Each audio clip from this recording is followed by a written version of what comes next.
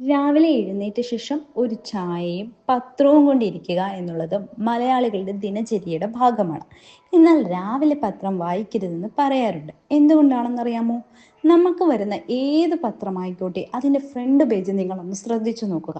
Front പേജിലെ മെയിനായിട്ടുള്ള തലക്കെട്ടുകളെല്ലാം negativity നിറഞ്ഞതായിരിക്കും. എല്ലാം എന്ന് പറയുന്നതിനേക്കാൾ കൂടുതൽ ഭൂരിഭാഗവും നെഗറ്റീവ് വാർത്തകൾ തന്നെയായിരിക്കും.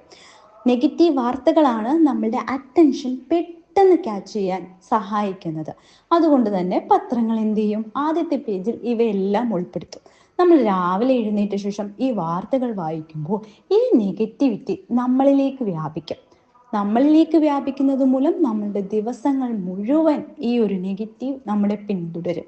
ഒന്നില്ലെങ്കിൽ ഒരു മരണപ്പെട്ട വാർത്തയായിരിക്കും, അല്ലെന്നുണ്ടെങ്കിൽ എന്തെങ്കിലും അപകട വാർത്ത, അല്ലെങ്കിൽ എന്തെങ്കിലും കള്ളത്തരം കാണിച്ച വാർത്ത. ഇങ്ങനെയൊക്കെയുള്ള വാർത്തകളായിരിക്കും നമ്മൾ വായിക്കുക. ഈ വാർത്തകൾ വായിക്കുന്ന സമയത്ത് ഇതെല്ലാം പകരുന്ന ഒരു നെഗറ്റീവ് ഊർജം നമ്മളുടെ ജീവിതത്തിലേക്ക് കടന്നു വരികയാണ്. അത് നമ്മുടെ ദിവസങ്ങളെ പോസിറ്റീവ് ആക്കുന്നതിന് പകരം നെഗറ്റീവ് ആക്കി മാറ്റും. നമ്മുടെ ജീവിതത്തിൽ നടക്കേണ്ട പോസിറ്റീവായ പല കാര്യങ്ങളെയും ഇതുമൂലം തടസ്സപ്പെടാനും സാധ്യതയുണ്ട്.